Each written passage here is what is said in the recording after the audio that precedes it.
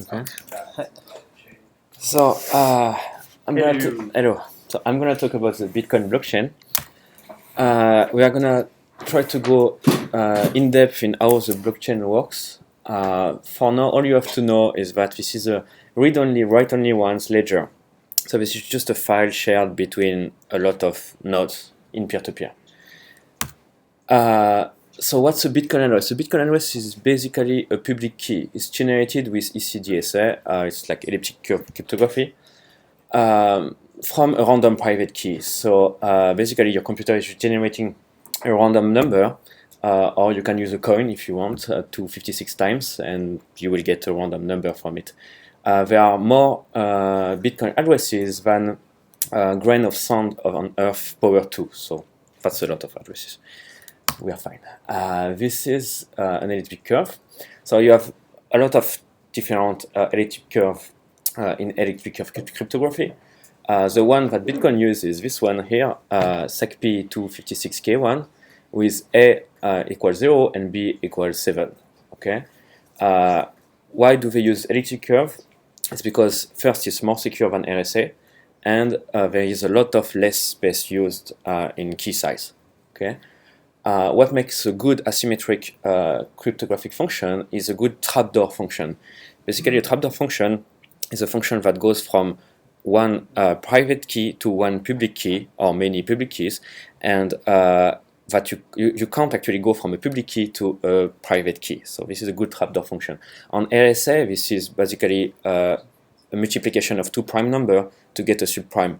You get this number from the multiplication of two prime number, but you can't get back the prime number from the subprime. On elliptic curve, you have like two basic functions, an addition and a multiplication. What you see here is an addition. So A plus B is equal C, C plus A is equal D, and A plus D is equal E.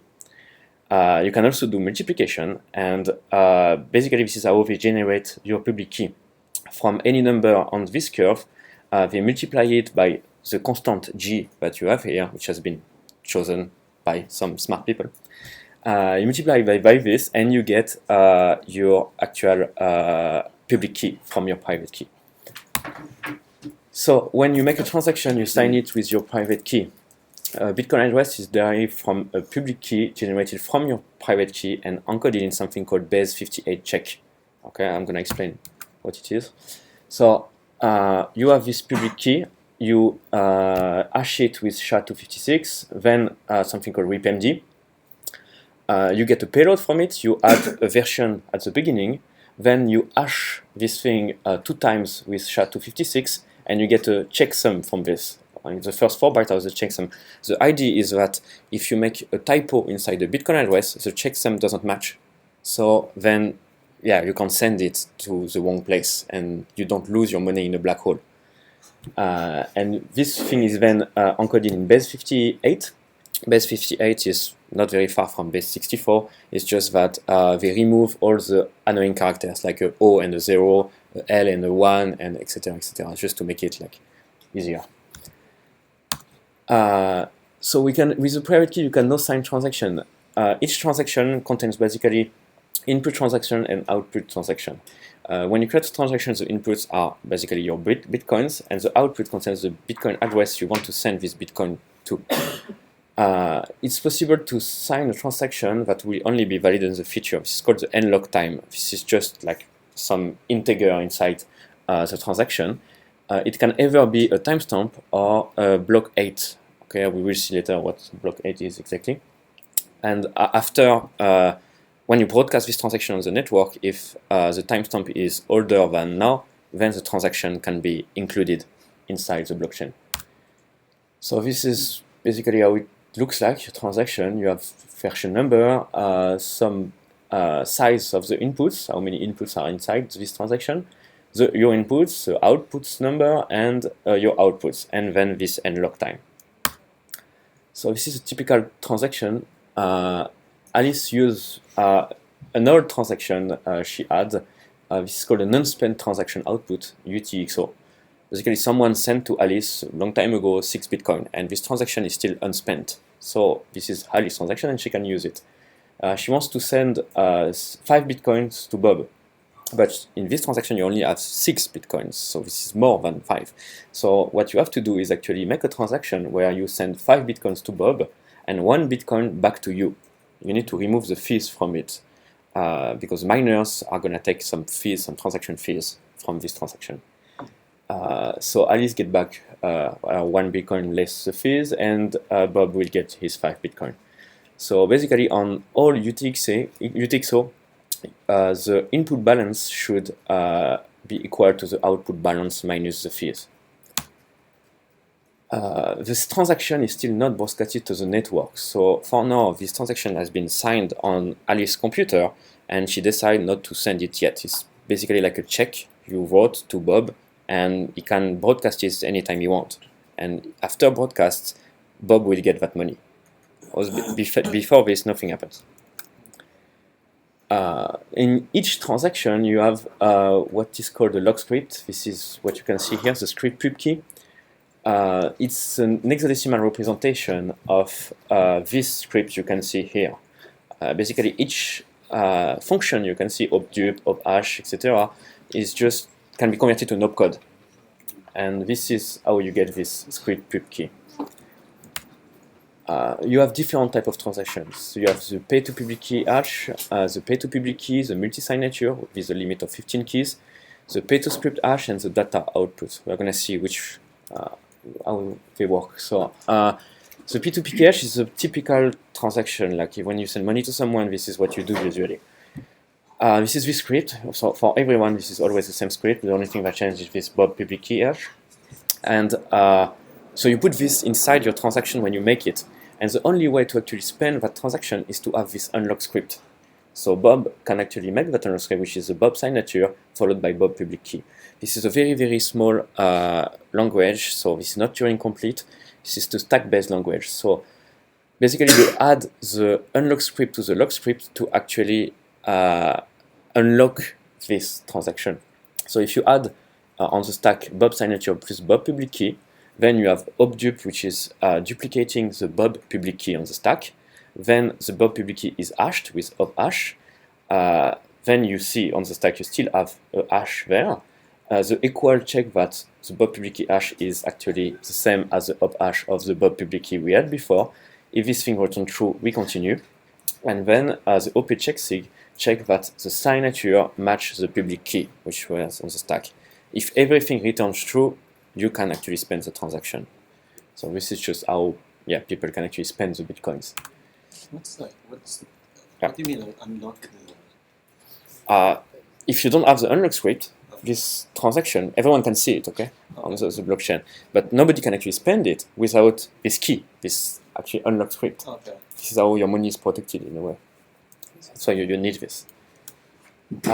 You had another one called P2PK. This is not really used anymore. This is kind of old. It's before we actually had Bitcoin addresses. You were just directly sending money to public keys. This is something that works. It's relatively similar. The only thing is it's directly the signatures and you don't have any hash. Then this is the most interesting one. This is the multi-signature one. So you can actually make a transaction that can only be spent if you have multiple people signing the unlock script. So M is the threshold of required signatures to actually spend this money, and N is the total number of public keys. So you can put like 15 keys there and say M is 4. If 4 people sign the transaction, they can actually spend it. Okay, it's really useful, like to do joint accounts, for instance, or any escrow system. You can make a PayPal like this. You can just like have PayPal there. The guy who sent you something there, and instead of sending money directly to him, you send it to PayPal in a way, and PayPal can't spend your money, and this guy can't spend your money. It's just after you receive something that they can actually unlock the transaction with both their key and the key from Bob, and then they can send the money to Bob. So this is quite useful. And the unlock script is just a lot of signatures to actually unlock for each pub key. And there is this one, which is actually they improve on the multi-signature, because if you look at this, the guy who is actually making the transaction needs to know all the public keys of everyone. So first, it's a big transaction. If the transaction is too big, you need to pay a lot more fees too. So it's not very, very nice. And you need all the public keys of everyone. So you need to actually like contact everyone to get their public keys. Where do the fees go to? They go to the miner, so you will see afterwards. So yeah, it's not very, very nice. So what they try to do is something slightly different with a redeem script. The idea is to instead put the list of public keys inside what they call the redeem script, and the locking script only contains the hash of the redeem script, so that when you try to actually spend the money, you give in the unlock script the redeem script. So every time you send money, you don't need the full list of public keys. You only need the hash of all this list, and the person actually spending the money needs to give you the redeem script with all the public keys. So that's useful because the person actually sending the money doesn't have to pay all the fees. It's very small, and they don't need to know all the people involved in this multi-signature transaction. And the good point with this is that you can actually generate a new Bitcoin address starting with the number 3. This Bitcoin address works slightly differently, and they actually contain the 20-byte hash of the redeem script. So technically, Alice could just send money to this new Bitcoin address starting with 3, and nobody can actually spend money from this address without the list of all public keys. Okay, so it's quite nice. Okay. And one of the transactions you have is OP return. It's slightly different than the others. It's not used to send money, it's used to save data on the blockchain. So if you want, for instance, to save BitTorrent magnets links on the blockchain, you could use this. I don't know why nobody's doing this, but that would be a nice project. And so yeah, you can store 80 bytes on this for now. So you can store stock certificate, proof of existence. You can have something called colored coins. Basically, it's just like some Bitcoins are different from others. If you do this, you can put like some indication of what they are, like some typical string. Yeah. For instance, you can actually flag drug money from this and say all these coins are drug money. It's possible. So now we have seen the transaction. We need to see who is actually putting this transaction inside the blockchain. So they are called miners. What they do is check that the transaction is signed with the key matching the inputs. So this is actually a transaction from Alice and not from anyone else. They also check that the sum of inputs is more than the sum of outputs, otherwise, well, there is a problem. And that the inputs are all unspent, so they need to be UTXO. And for this, the only way to know this is to actually scan the whole blockchain. But nowadays, it's not done like this anymore, hopefully, because the blockchain is too big. So there is an index for this, actually. So miners do that for each transaction, and they put this transaction into blocks, basically a huge block of a lot of transactions. So the blockchain is just a chain of blocks, and each block refers to the previous block by hash. So at the beginning of each block, you have the hash of the previous block. We will see why just after. So this is similar to transaction, where each transaction linked to a previous transaction. Okay. When miners mine transaction, there is something called the proof of work. For each block they do, they need to actually generate what is called a coin-based transaction. The coin-based transaction is a very different transaction. You don't have an input. The money is coming from nowhere, okay? And the output is the miner. So this is how they actually get money for mining transaction. They just make a transaction which says, okay, I want 15 bitcoins for now, and they add also all the fees from all the transaction inside this block, and they say, okay, this is the money I should get from mining this thing, okay? And they can't cheat. They can't say I want 100 bitcoins, because if they do, all the other miners will know this, and will see, no, your transaction is weird. It doesn't work. It's not the correct transaction. So if you do this, this block will be rejected by everyone. So basically, you are losing your time. You just spend money for mining this, and you get nothing in return. So yeah, and the proof of work is just this thing. You need to SHA-256 the content of the block header plus a random value. So you just increment a random value for a very long time until this hash is lower than the difficulty value. A block technically should be mined every 10 minutes. So because computers are better and better every day, they need to change the difficulty of this so that every 10 minutes we get a block. So by adjusting the difficulty, they can actually make it longer to actually mine a block. Okay, and the idea is to have it one every 10 minutes. So every 2016 blocks, the difficulty is adjusted so that it's one block every 10 minutes. On each block, you also have something called a Merkle tree root. I'm not going to explain everything about the Merkle tree root because it's kind of long, but technically,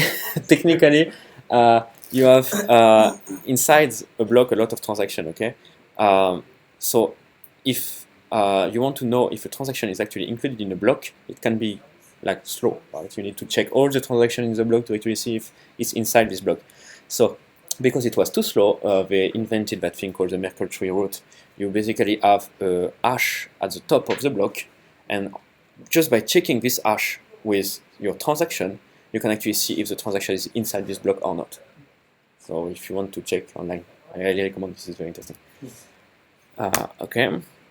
The first block is called the Genesis block. It has been mined by Satoshi Nakamoto on January 3rd.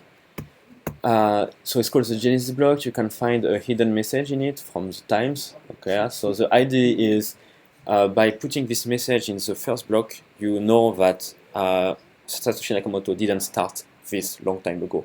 So it doesn't have a ton of of bitcoins or whatever. He started this at that time, and this is kind of weird.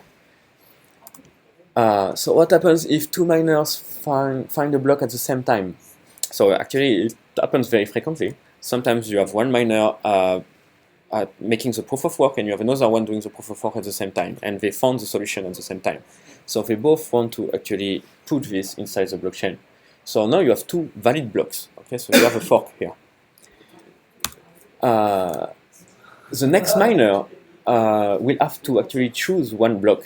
Okay, technically, the file is now different on every miner. Some miners will have the block on the left, other miners will have the block on the right. Okay, but no choice. It's like this, and they will just continue to mine a new block. So the next miner will mine this green block, and so now we have a chain which is longer than the other one. Okay, so the Bitcoin mining software always choose the longer chain. So what happens then is you have this situation. You have an orphan block. This block is not in the blockchain anymore. So this is problematic because these transactions are not in the blockchain anymore. So they are not real. So if you didn't wait for a sufficient amount of time when you receive some money, maybe you will get into the orphan block. So there is a way to actually cheat people by using this. If you can mine blocks faster, for instance, like you have some miners who can get like 50% of the mining network. Like BTC Guild, this is what they had a long time ago, and they could actually mine 6 blocks in a row. If they can mine all the blocks in a row, they can actually make orphan blocks like this. And they can decide to send one transaction on the block on the left and one transaction on the block on the right. Okay? I will show you what the double spend is. This is, yeah. You explained there, you said when the fork happened, you said it's the exact same block which was mined. No, it's not the exact same block actually. No, it's two different blocks, but they just both win the proof of work. Okay. But they are different blocks technically. So when that happens, the miners actually take all these transactions in the block on the right and just start again. They put this transaction again inside a new block. So a common double spend is like this. You have Alice who sends money to Bob, and at the same time she sends money to herself from the exact same bitcoins. So you have two different transactions. They are both broadcasted on the network. Usually the second one has actually more fees, so that miners actually take this one instead of the first one, because well, there are more fees, so they are more interested to mine it. And if they actually mine the second one before the first one, Bob is never going to get his money. Okay? Because they only mine the first one.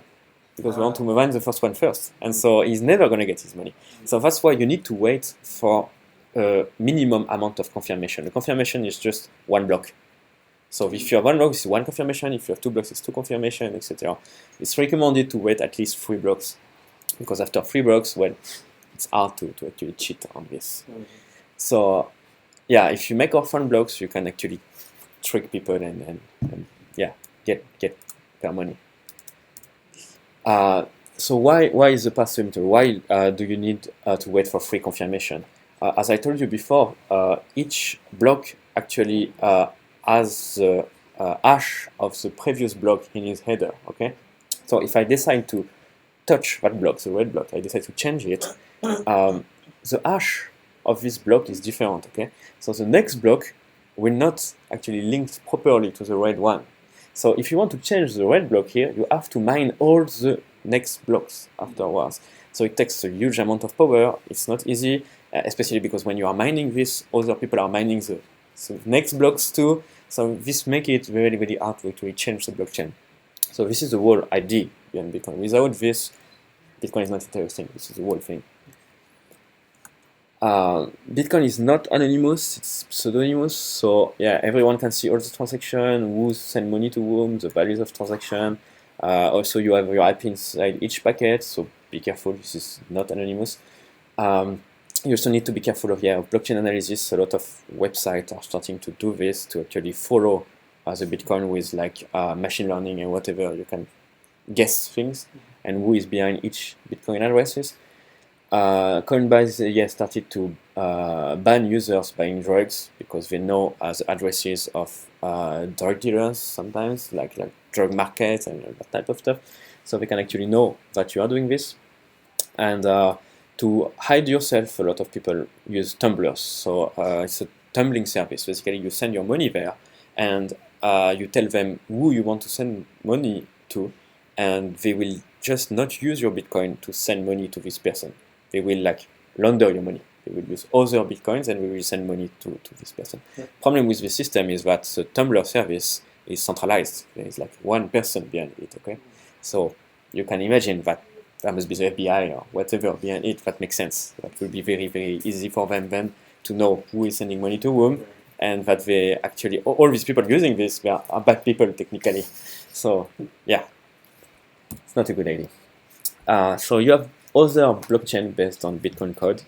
This is the first actually Bitcoin fork. Namecoin, the idea is to have a key value store on the blockchain. So the typical use case was for how do you do this? Okay, so it's a key value store. The basic service on Namecoin is to have a DNS, decentralized DNS service, so that you can register domain name for a few cents and in a totally decentralized manner. So this is quite nice, and you can use it for nearly everything because it's a key value store and not just for DNS. So if you want, you can actually put colored coins on this. You can store any data on the Namecoin technically. You have Counterparty, which is a little similar to Namecoin in a way. The idea is to generate your own tokens. So if you want to make your own cryptocurrency, you can do it on Counterparty. If this is quite similar to Bitcoin, you can directly do this there. You can put colored coins too, you can put a lot of things quite similar to Namecoin in a way.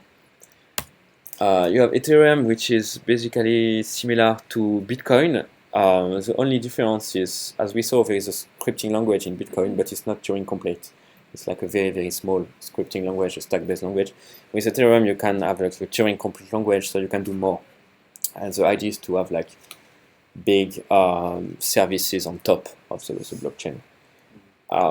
It's not a good idea to me, because if you have one service that just like is weird, is doing weird stuff, all the services are going to be affected. So this is kind of dangerous. They also have a huge pre-mine, like 79% of Ethereum are already mined and owned by the Ethereum company, so this is quite dangerous. You have this thing called BitNation. It's a government on the blockchain.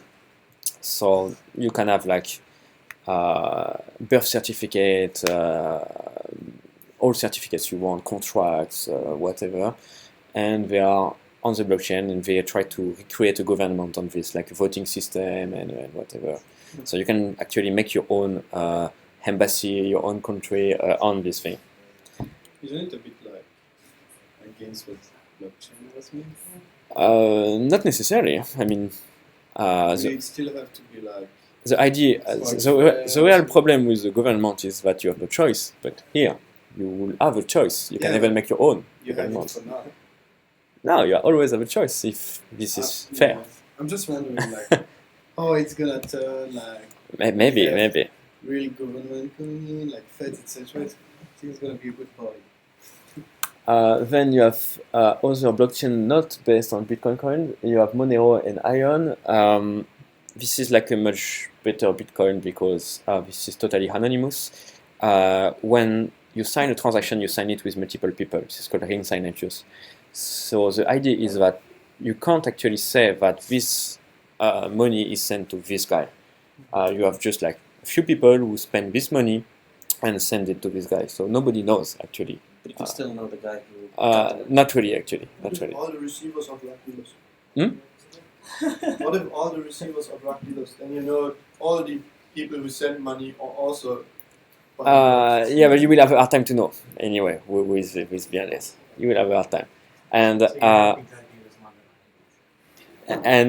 the good thing too is that they now implemented something called Ring City that actually hide all the values of each transaction too. So this makes things much harder to actually follow. You don't know. You just see a lot of transactions, but you don't know for how much and from room to room. So it's. How can you then prove that this is like correct? You need to see how ring signatures works. Okay. Can't explain it right now. Okay, and there is this thing. So it's technically not a blockchain. You don't have blocks there. You don't have miners, and you don't have fees neither. So this is kind of the future. It's a totally peer-to-peer directed acyclic graph. So this graph goes one way like this, and every node is part of the system, and every node is kind of like a miner. So there are like two big projects for now. There is IOTA and Byteball. IOTA is more for IoT, so it's really a specific use case, and Byteball is more like a currency. They have a very nice peer-to-peer insurance system. You can, for instance, insure your flight. You say, okay, if my flight is delayed, I want my money back. And someone is going to be your insurer. And so you send money to him every month, for instance, or before or after, I don't know. And if your flight is delayed, there is like some bot actually checking that the flight is delayed. And if this is actually true, you get more money back. So that's quite nice. So it's kind of like gambling on like. Kind of. Nice. Yeah. Kind of. So blockchain can be used for a lot of different things. Like voting system is Ethereum. You have something called the DAO, which technically was a very bad idea, but they did it. And so the DAO is just like a corporation on top of Ethereum. People send money there, and they say that now people vote for new features. People have shares, and the more shares you have, the more voting power you have, basically. And they were using the money they got from the DAO to implement new features. Problem is they implemented wrong, and someone actually stole $50 million. That's problematic, and that's why afterwards they dig the hole even worse. They actually said, okay, we are going to reverse the transaction, and by doing this, we basically break the trust in the system. If you can reverse transaction, this is really bad. And so they reverse the transaction, and now you have like two different chains.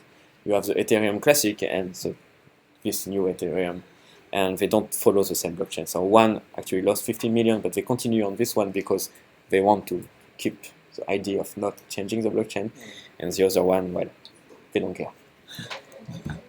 So you can also write like patents, some smart contracts, any contract basically, like a marriage contract.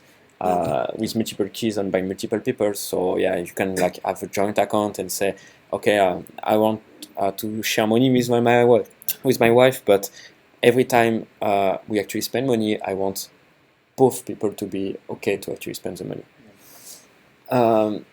You can prove that something happened in the past, yeah. That Bob, for instance, worked for Company X from 2001 to 2003, because yeah, the past can't be altered. So you can save something, and this is true at this time. This happened. You can like I said, develop escrow system like PayPal, and you can store data in peer-to-peer, like in a typical DHT. Okay, if you have any question or whatever. So, the Mt. Gox, that was because their system didn't update the blockchain. The exchange never update the blockchain because they can't. It's too slow. I mean, they are doing like millions of transactions a second, so they never actually update the blockchain or anything. They just have like some bitcoins on their side, and people just use the exchange, so it's totally off-chain, and they do like some transaction. And when you actually want to get your money back, then they get some bitcoin from the blockchain and they send them to you. So it's really like a bank. It's exactly the same system. When you have your money in the bank, money is not there. So it's the same. The real problem with Mongox is that they were actually a fractional reserve, like all the banks. If everyone wants to take their money back, they don't have it. So this is what actually happened. So, for example, like Bitflyer right now, is it doing the same thing basically? But nobody knows what's the problem with all exchange. Nobody knows if they actually do a fractional reserve or not. They all do off-chain transaction for sure, but do they actually have the money? Nobody knows. Maybe they are using it. Nobody knows. Because if you buy Bitcoin off of Bitflyer, you don't actually get the key. No, you need to always get back your Bitcoin on a real wallet. Otherwise, the money is not yours. The money is their money, like in a bank. So yeah, the idea is to be your own bank. Yeah.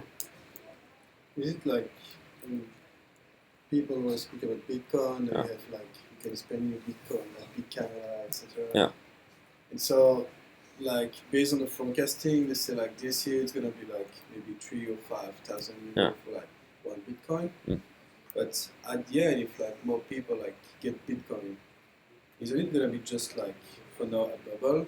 And when it's gonna reach like top level, and every government can say, oh, now you can like get money in the bank from bank. You can like use it like properly like every day. Isn't it gonna be like just currency and losing value? Because I'm not sure why you would lose value from this. No, you can. I mean, the Bitcoin first, like when it was like first released, was like really cheap. Now it's really expensive. Yeah. So that means one Bitcoin. There is a maximum number of Bitcoins, technically. So by doing this, the money is not inflationary but deflationary. So because you have a maximum, it's like gold. So it only increases in price. Technically, there is like a maximum. So people want it more, and there is not enough. Technically, Bitcoin for everyone. Having a maximum of Bitcoin means that not everybody can have it. Everyone can have it because you can divide it. You can divide it by fractions of Bitcoins. So it's like limited Bitcoin, but infinity like fractioning. You can fraction it a lot, but it's not infinite fraction actually. There is like a maximum, but you can fraction it. Yeah. Well, it's gonna be like too mainstream. I just think like it's gonna lose value. There is no reason for it to lose value. It should increase in value because you can exchange it for more things. Yeah. Yes. What's your portfolio? Right. I have mostly Byteball, some Monero, and a few Namecoin. Because and Bitcoins? I know I have no more Bitcoins now. And how like, I mean, you have like starting points because when you explain it, it's sort of like complicated how it's working. But I think someone lambda like my parents. You don't have to understand everything. I mean, most of people use cars. They don't know how it works. Don't understand the banking system and use banks. So it's not really a big problem. What are some of your, do you want to share some of your personal, like what you're going to do with it? Or do you have like ideas and projects or stuff you want to like work on? Oh, with another I mean, government. even if it's hacking or No, I don't know if you want to share. I had actually one idea. I wanted to make a platform to destroy democracy. So the idea was to actually have a market for vote. So you could actually buy thousands of votes for this candidate, and people would just like vote for you. And the problem is how they can actually prove that they actually voted for this person. But I guess it can be done in a few countries. Yeah. And they actually prove that they actually voted for this person. And when they did, they get money. So you can actually sell your vote. And by doing this, typically the system doesn't work anymore. You just don't put your name in the copyrights. Yeah. Can you do another presentation on that? Yeah. Cool. That's it. Anything else? Anything else? If I spend Bitcoin for that thing, Yeah. who's gonna run it? I mean, someone is watching transaction. Yeah. Yeah. It's something like P2P, peer-to-peer. Yes. So everyone can see the transaction. So yes, I guess. Everyone knows about who's gonna. Yeah. The worst thing is not this. The worst thing is that if you do it right now, even if in 20 years we actually achieve to de-anonymize every person behind each address, they can still prove that 20 years ago you did this. So they. So even if right now they are not good at it, in 10 years we don't know. And if you did something bad today with it, there is like a proof forever in this blockchain. So you need to be careful. Yeah, don't do anything bad with it. Yeah. If you want to do something bad, use Monero instead. This is why you have Monero. Yeah, Monero is better. What are you buying with Monero? The good thing with Monero is actually, if you don't have anonymity, you don't have fungibility. So you have some coins which are going to be bad. People are going to say, no, I don't want your drug money, typically. So a Bitcoin is not anymore the same value as another one. So you break something if you don't have anonymity. But with Monero, at least every Monero is the same. They all value the same. All drop money. Or not, nobody knows. So that works. That's it. You think the society is going to adopt this as opposed to physical money? I think not everyone is gonna adopt it, and most of people will still use bank, and the banks they will use the cryptocurrencies behind it. I think. So in the end, you will, I think, have like better banks, because at least they have the real money. They don't like cheat people too much. But I mean, maybe in a I don't know, 50 years or 100 years, we won't have like paper money and coins anymore. Maybe it's digitalized by then. Yeah, but the It's problem. digitalized. Like, coins and paper money is like. Yeah. The thing is, what is great with Bitcoin is not the fact that it's digitalized. We already have a lot of digitalized money. It's just that it's decentralized. You don't have one person behind it actually generating coins. That's the only Obviously, thing. you have a credit card. I think of like. And also, Cash is not as It's all from one. Yeah, like going back, like I really like this question with your parents that don't know anything, like people who don't know anything, like disenfranchised people, I mean, you can make a credit card with it. you know, slaves. Yeah. It's not slave difficult. owners. I mean, this is like really. I mean, when I look at this, I feel this way. I feel like it's like if you don't get on quick enough, you control the power. You I think it's the same. You're using credit card. Yeah. If you knew the complexity of what happens when you swipe your Visa into the machine so that the person gets the money, it's as complex as this. Actually, yes, we have It's even more something similar. So, And it works with on systems from the 70s. But people can see like on credit card they can see number that's big to them. Yeah, they have a number with Yeah, your but account. Bitcoin, if you ask to like 100 people, oh okay, do you know like I mean the credit card they know it. Do you know Bitcoin? This, You only know the credit. you only know your credit card currency. number.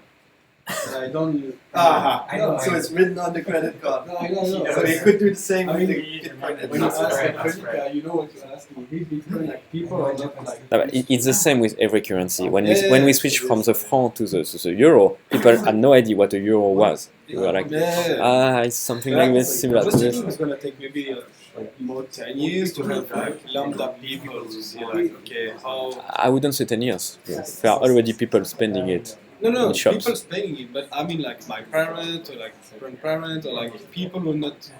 I think your parents are never going to use it, to be honest. I don't know. Maybe, you know, I think this is our generation.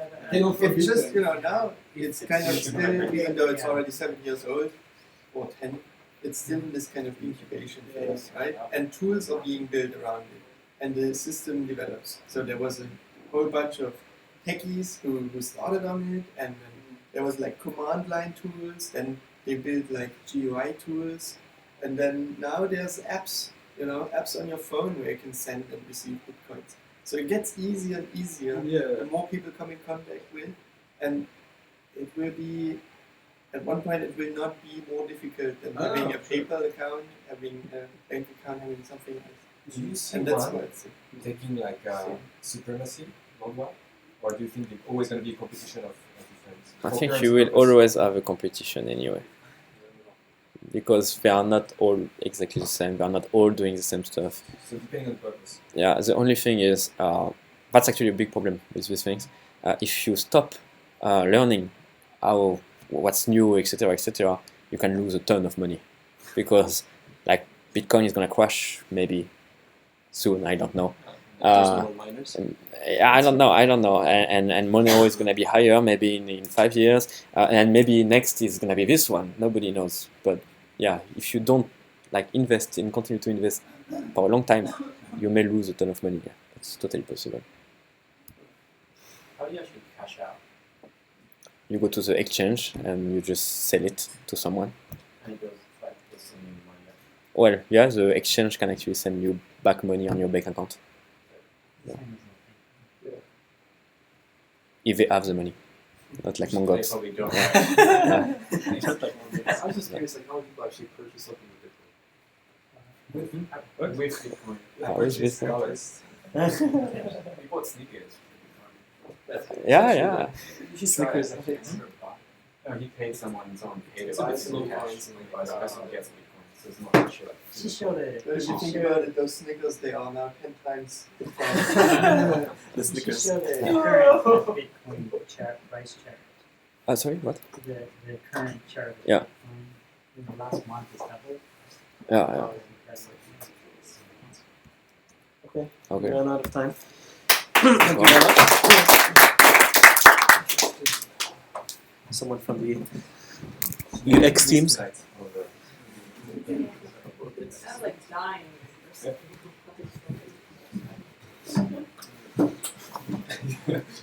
going to be interesting.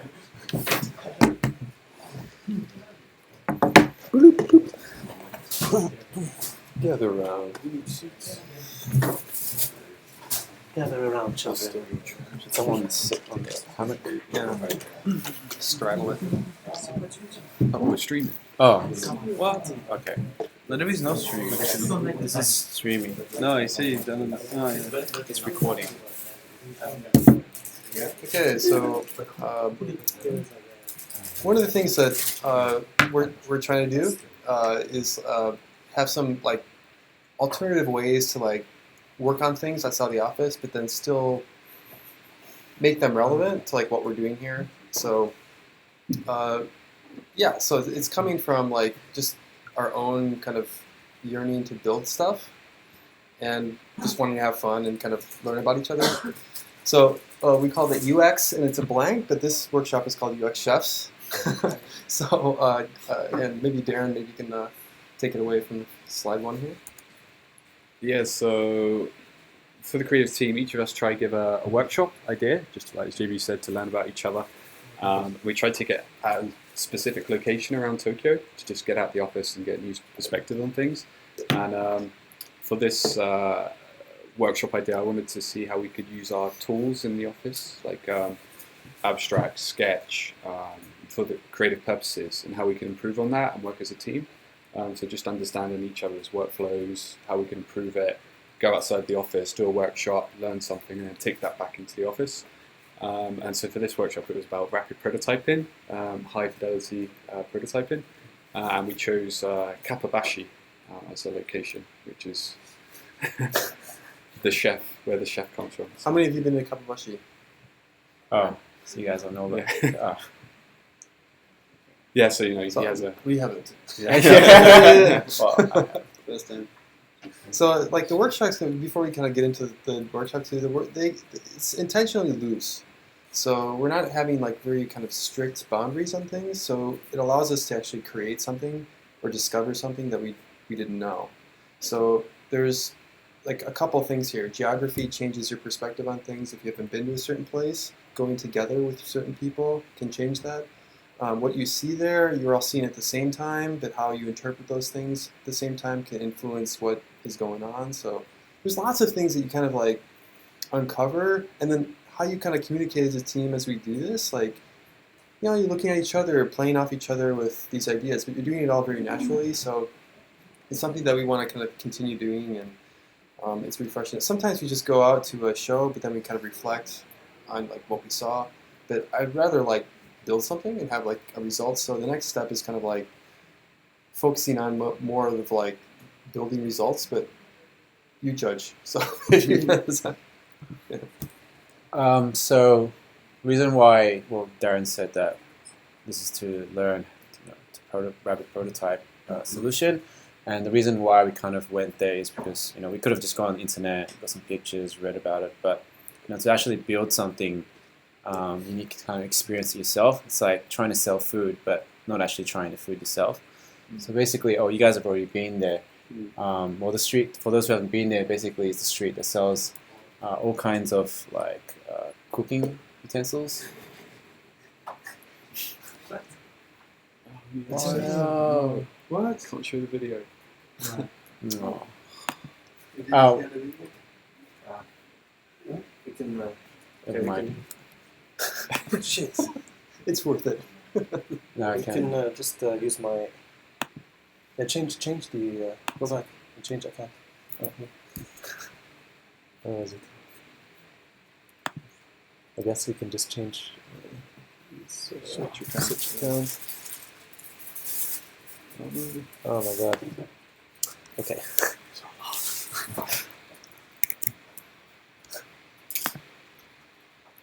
Just do it this way, and then I'll just censor these in the video.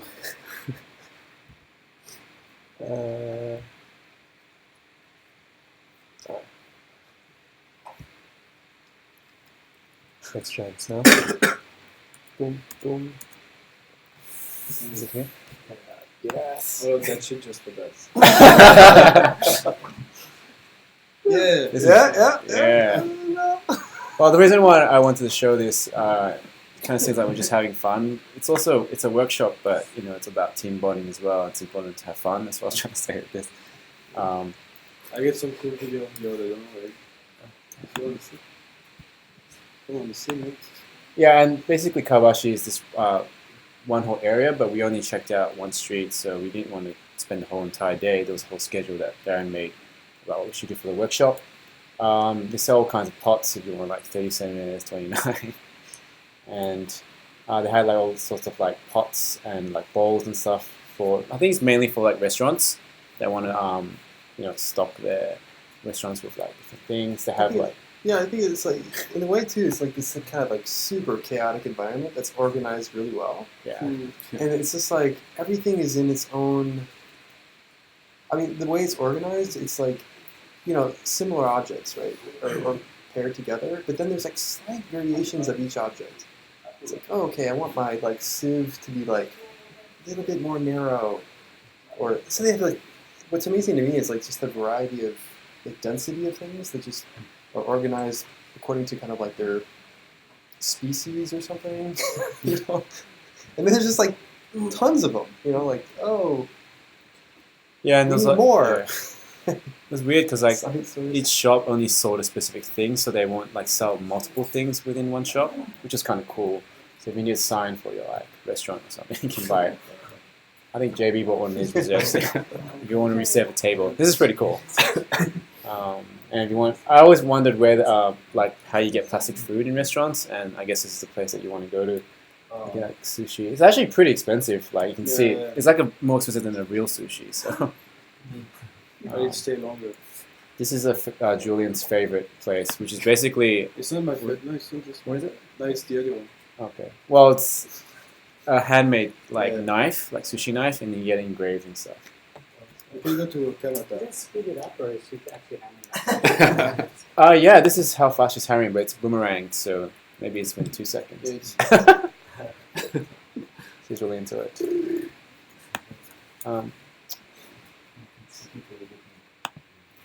So yeah, basically this is a street I went to. And I think this is actually Mr. Kawabashi, and we just took 3 different views of him. And after that, after actually learning about the street and getting information about what we want to actually prototype, we spent maybe an hour walking around. We went to a cafe. This is Julian looking at the menu. again. No video. Where is it? No. Okay. Well, That's- and then we went to a cafe to actually do the workshop. So Darren's trying to be a plant. Trying. Yeah. I think one thing we did learn was go to a cafe. You want to do kind of this thing? Go to a cafe with Wi-Fi. Yeah, it's a good That was That is a good tip. because we went to the first one and didn't have Wi-Fi. We're like, okay, start tethering. They didn't have Wi-Fi here, so it was a little It bit was a hard. really nice cafe. And Yeah. really chill. Yeah, so then after we collected our inspiration and pictures and videos of all of Kapabashi,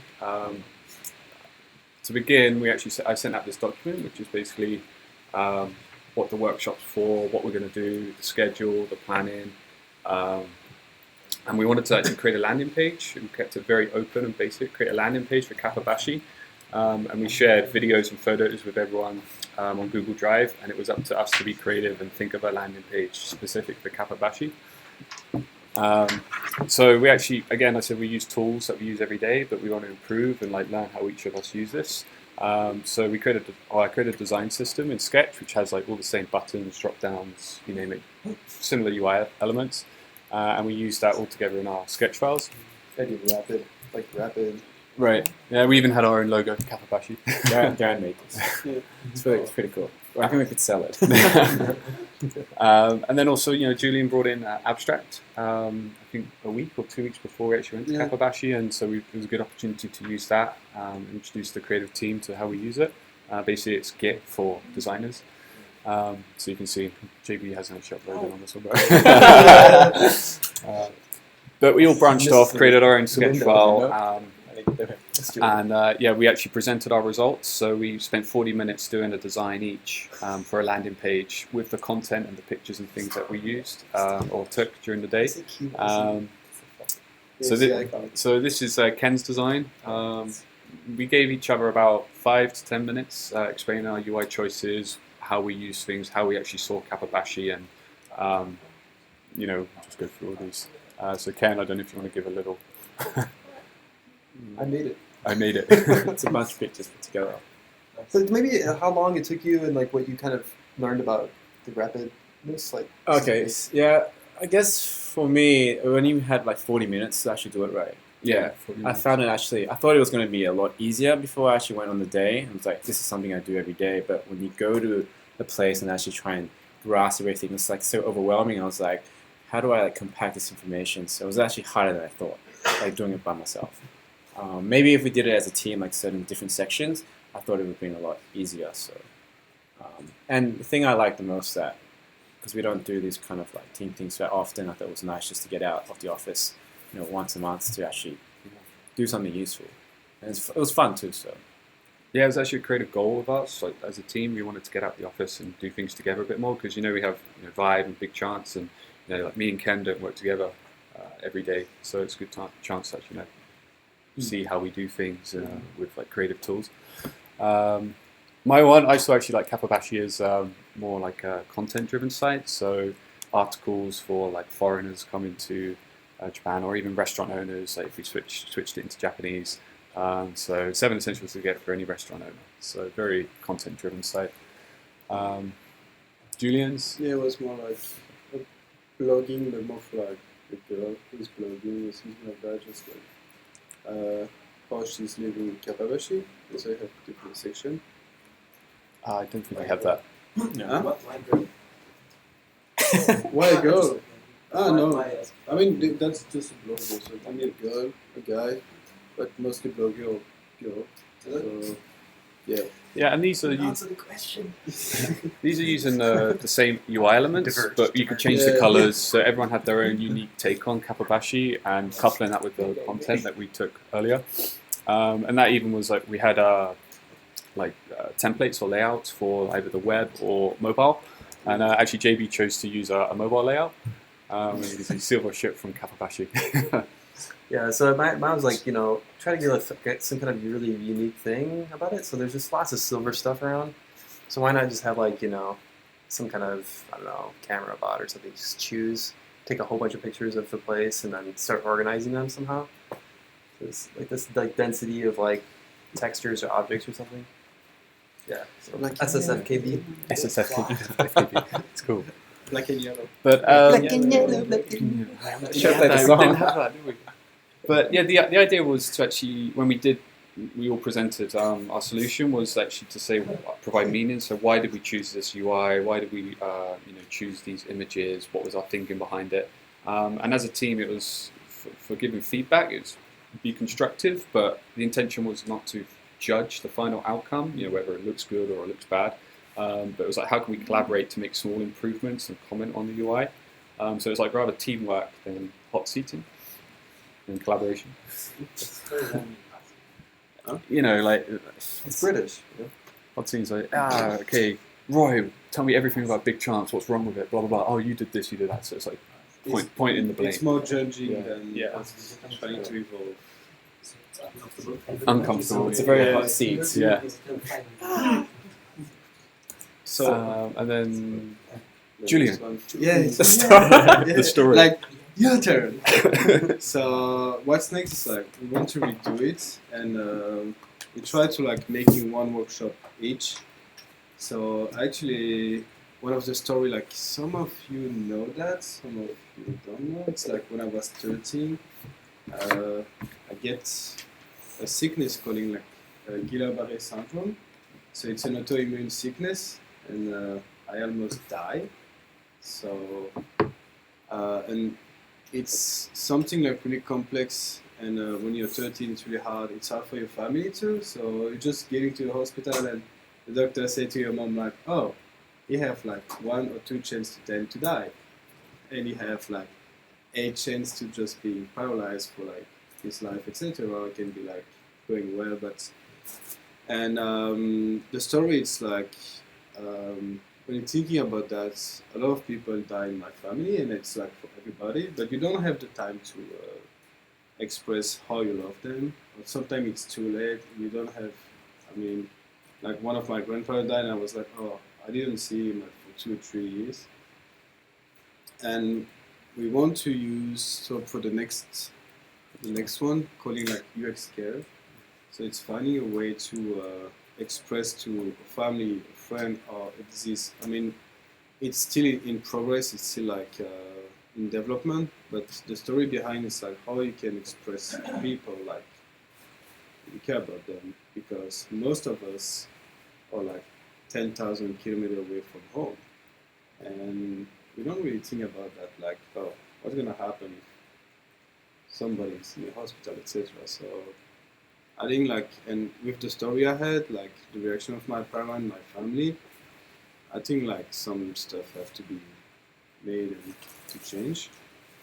So yeah, we call it UX care because it was changing a lot. So it's still in progress. We don't really know now what's gonna be the end product, but I think it's a good way to make it enjoyable. Yeah, I think that's a bit sad actually, but I think for these workshops, it's learning about each other as a team, and our collaboration, and how we can learn something outside the office and experience something, and go through improve our storytelling in UX and creative, and how we can bring that back into the office and into the products we're building. So it's more team development and skill development at the same time, which is important for any creative. The fact that I really like that Julian's willing even to bring up the fact that he had some really traumatic experience in his life that he wants to kind of deal something with. So I think next week, brainstorm within us. Just if you have ideas too, please say something, but it's just like I think that's an awesome step. I mean, like kind of just knowing stuff, knowing about each other. Yeah, and something interesting too. It's because we work with sickness or disease. You have to think about like, okay, we are like pretty well healthy, etc. We have good life. I mean, we are good, but we don't think about like blind people or people who have like issues with like color blindness, etc. So sometimes as designer, we don't always think about that, or even like as engineer, or how we should use it, and it's also like take part of like it's not just like for people who can use it something properly. There's like a ton of people who cannot use like a smartphone or something like that. So it's really caring about like people too. I think that's the thread. I think that tying it back to what we're doing here, we can do lots of workshops and you can do them outside of work and you just get random friends to do stuff, and that's all great. But I think what we're trying to do too is like improve on how we're connecting it to like here and people here, like what we're doing here. So it's like having that problem statement, I think, is what we need to define for this next one. And I think for Kawabashi, it's too. I mean, that was an improvement. We wanted a rapid prototype. That was kind of like increase, or just experience that. Rapid prototyping together as a team. It's something we use in design sprints that to show how maybe flexible or easy it is, or we don't need to care so much about things, as long as we can kind of communicate a message or an idea. I think it's great. What do you guys think? Any ideas? Any ideas for any workshops? What do you mean by each one as a workshop? So is it like so the next one would Julian be driving the story with, like, because you said it's collaborative, right? It's not top down. There's no manager or anything. So what do you mean by? It's like what was the first? The first one that went was like the leads, and after that, there is someone who's like trying to lead the workshop. If you have an idea, you can do that. There's a theme, so related to creative. So mine was like, how can we, at the time I was learning about design systems and how we're using atomic design, there are like molecules, atoms, how we can reuse elements. So I wanted to try to do that but faster and quicker for rapid prototyping, and so that was the theme of the workshop. So Julian's theme was UX care, which got to be fleshed out a bit. Does this website on Kawabashi, is it live somewhere? We can actually publish live, yeah. It's just like for For the workshop, I mean, I guess that would be like the next. We could put them on live. Yeah, sounds of it. Actually, we can. Yes. Yeah. Why not? Yeah. The only profit we made. Yeah. I can take the from JB. From JB to the easiest one. Oh. What was the clocks on your design? Yeah. Oh yeah, just at certain times, you'd have like these.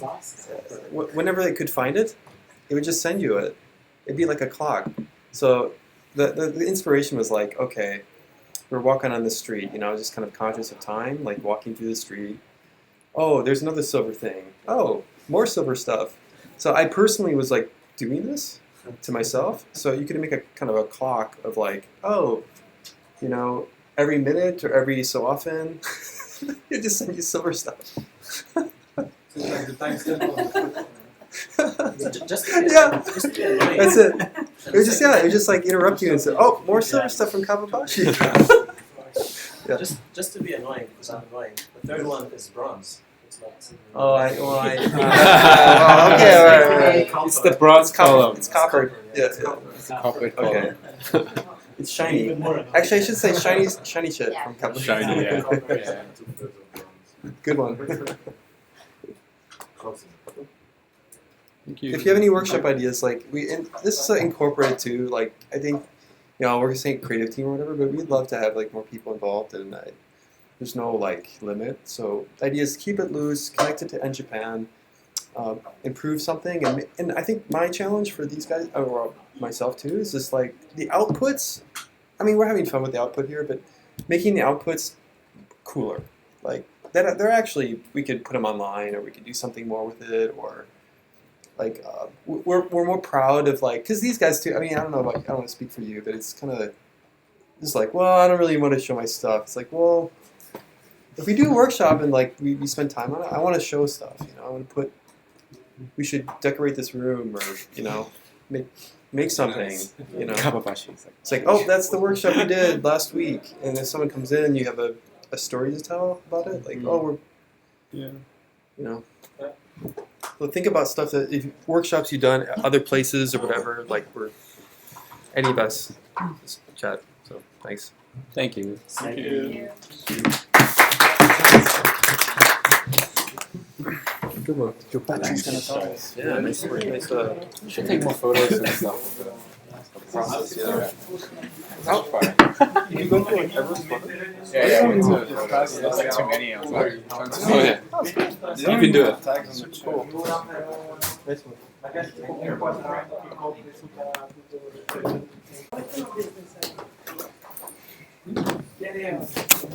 The aircraft here is better.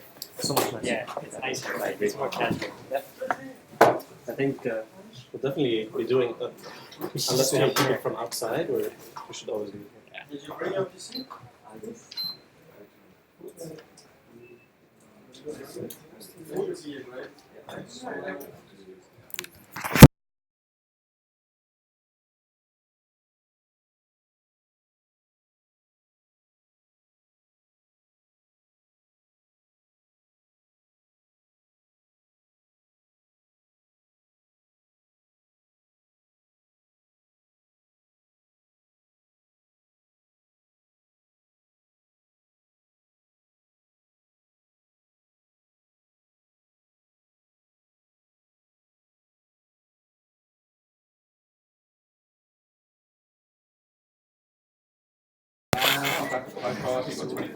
Just wing it.